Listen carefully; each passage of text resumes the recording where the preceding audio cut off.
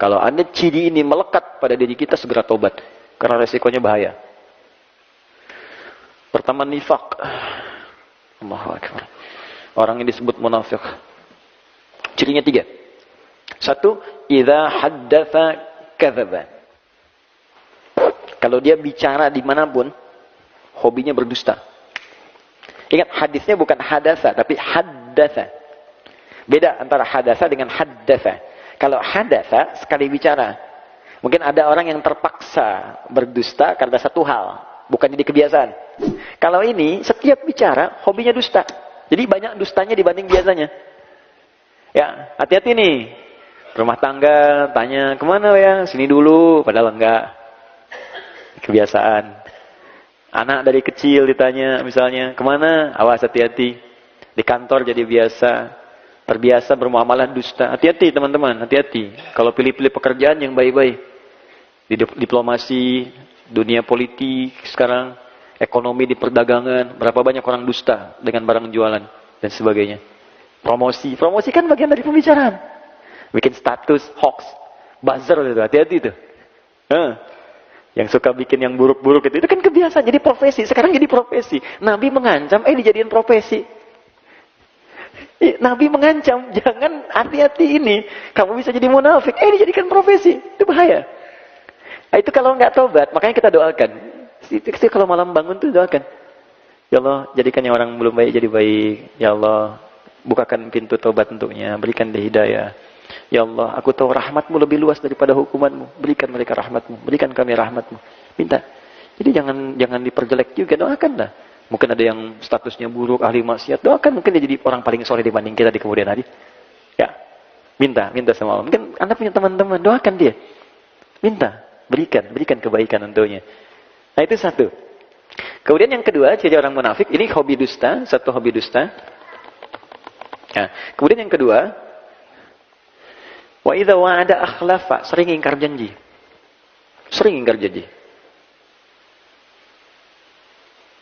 Ini luas sekali aspeknya. Ya, bisa di bab bisnis, bisa. Ya, bisa di bab apa saja, termasuk standar kehidupan. Jadi bukan sekali 2 kali, bukan karena kondisi terpaksa, tidak, tapi memang hobinya begitu. Jadi janji itu dianggap enteng untuk diingkari. Besok ketemu ya. Terus gak datang dia.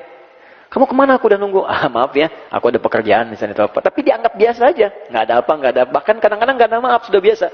Itu hati-hati. 3. Wa idza tu'mina khana. Itu yang paling bahaya. Kalau diamanahi, dia berkhianat. Banyak berkhianat.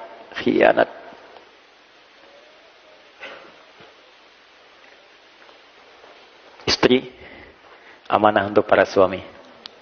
Suami amanah untuk istri. Amanah dari siapa? Allah. Allah mudah memasangkan Anda dengan perempuan lain. Tapi kenapa istri Anda yang sekarang dipasangkan dengan Anda? Allah mudah memasangkan suami dengan yang lain. Tapi kenapa suami Anda dipasangkan dengan Anda sekarang?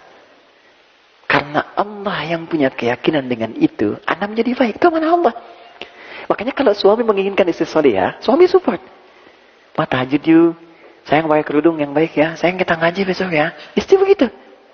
Sayang besok kita tahajud bareng ya. Kamu jadi imam doa ya. Aku aminkan di belakang. Support. Itu amanah. Dan satu kali akan ditanya oleh Allah. Akan ditanya. Anak-anak amanah. Sudah berapa banyak anak Allah amanahkan kepada Anda? Sudah sejauh apa Allah mendekatkan dia dengan Anda mendekatkan dia dengan Allah? Itu amanah. Satu kali akan ditanya. Dan nanti ada riwayat ketika anak akan ke neraka, orang tua ke surga, ada riwayat anaknya mengajukan protes kepada Allah.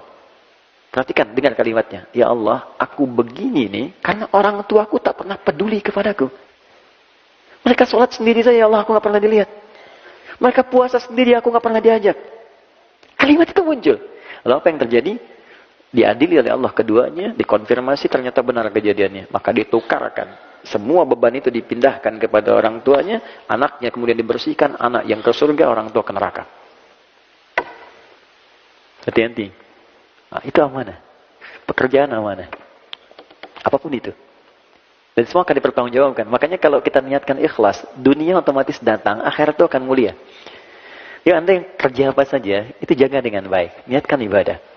Nah ini ya, 3 ini. Maka nanti, kalau kita sering berdoa begini, Allahumma inni a'udzubika min adzabi jahannam. Artinya, ya Allah lindungi aku dari sebab-sebab neraka jahannam. Maka Anda akan didorong oleh Allah untuk berbuat jujur.